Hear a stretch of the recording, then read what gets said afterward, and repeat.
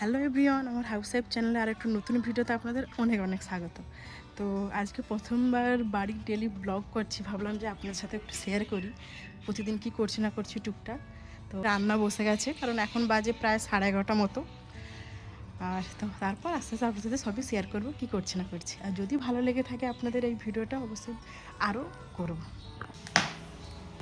এই যে মায়েরকে তো রান্না বসিয়ে দিয়েছে, কারণ প্রায় বাজে 11:30 থেকে 12টা।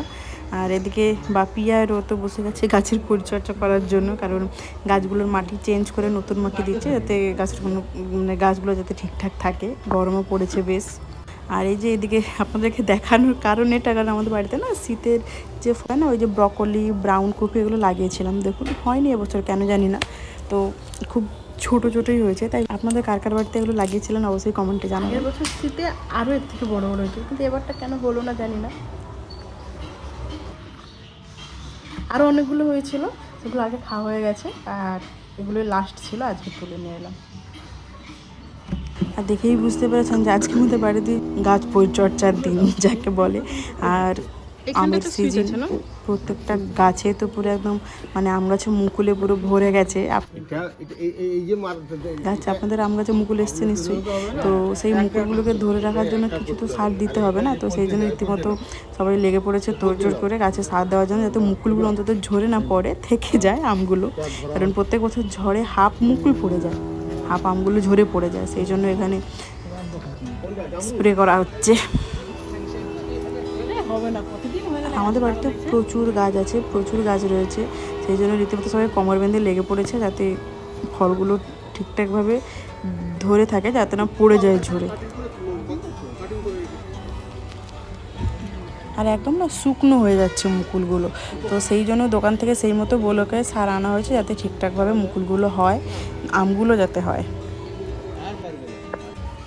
এটা জামরুলের অনেক ছোট ছোট ধরেছে, জানি না কতদিন থাকবে, কারণ ঝড়ফড় হবে বলছে, কতদিন থাকবে সেটা বলতে পারছি না। আর এই যেখানে কাকু রীতিমতো গাছে উঠে পড়েছে, কারণ অত দূরে তো মানে হাত পাওয়াটা খুব মুশকিল। আপনাদেরও বাড়িতেও কীরকম তোড়জোড় চলছে গাছে আমগুলো ধরে রাখার জন্য, এইভাবে সার স্প্রে করা? অবশ্যই কিন্তু আমাকে কমেন্টে জানাবেন। খুব রোদ আর গরম ছিল, বিশ্বাস করুন ভীষণ। এখন থেকেই যা গরম পড়েছে, মানে কি হবে আর আমি পরে জানি না, বলতে পারছি না। এই ট্যাঙ্কিটা উপরে তুলে দেবে আর কি। এবছরটা জানেন তো আমাদের না লিচু গাছে কোনো মুকুল আসেনি, জানি না কেন। আগের বছর এসেছিলো, পরপর 2 বছর হয়ে গেল লিচু গাছে না মুকুল আসেনি। কেন আসেনি বা কি করলে আসবে, আপনারা যদি জানেন অবশ্যই আমাকে কমেন্টে জানাবেন না প্লিজ। ঘরের থেকে যাই। আজকে আমলকির একটা দারুণ রেসিপি বানিয়েছিলাম, যদিও আপনার সাথে ভিডিওটা শেয়ার করা হয়নি, কিন্তু ফাইনাল রেজাল্টটা আপনাদের সাথে শেয়ার করব। চলুন তাহলে দেখা যাক। মা, ভাত হয়ে গেছে তোমার? হ্যাঁ, ডালটা ধোয়া। এই যে এখানে মাও তো রান্না বসিয়ে দিয়েছে, আর আমি যে কাপড়গুলো ধোয়াধুয়ি করেছিলাম সেগুলো ভাবলাম যে রোদরা তো বেশ ভালোই বেরিয়েছে, তো সেই জন্য মেলে দিয়ে আসি। আর এখানে একটু ওই আমলকি মানে ধুয়ে রোদে দিয়েছিলাম, কারণ আমলকি তো সারা বছর পাওয়া যায় না, তাই এগুলোকে শুকনো করে গুঁড়ো করে রাখলে বেশ সারা বছর পাওয়া যায়, তাই না?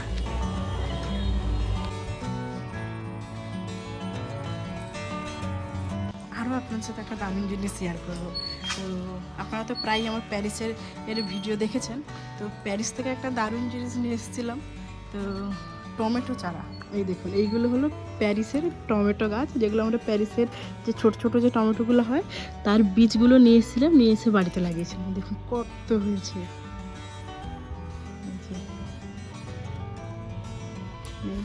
এই জায়গাটাতে হয়েছে, এইখানটাতে হয়েছে, পুরো এই লাইনটা পুরোটাই প্যারিসের টমেটো গাছ। হ্যাঁ, এত হবে আমরা ভাবতে পারিনি। তো সেই যে ছোটো ছোটো যেগুলো হয় ওই টমেটোর বীজগুলো আমরা নিয়ে এসেছিলাম, প্রচুর হয়েছে, আর পেকে গেলেও আপনার সাথে শেয়ার করবো।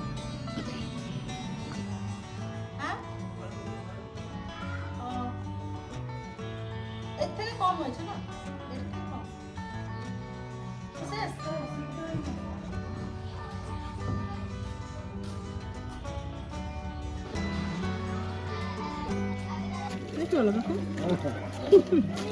চলুন এবার অন্যদিকের গাছগুলোতে যাই, মেডিসিন স্প্রে করবো। আর এই মেডিসিনগুলো না স্প্রে করলে আমি মানে যে ফলগুলো হয় সে ফলগুলো ধরে থাকে, ঝরে পড়ে না।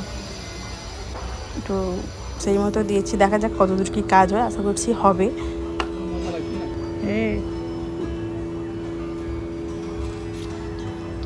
সেই বড় বড় লেবুগুলো হয়নি না, ডাবের মতো লেবু হয়। এই যে গাছটা দেখতে পাচ্ছেন, এই গাছটাতে লেবু এত বড় বড় হয় না, আপনারা দেখলে বিশ্বাস করবেন না, হলে আমি আপনাদেরকে দেখাবো।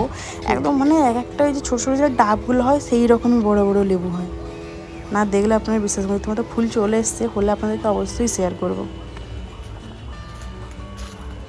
এটা তার থেকে একটু ছোট, তবে অনেকটাই বড় হয়, আর এর গন্ধটা জাস্ট অসাধারণ, এই লেবুর গন্ধ।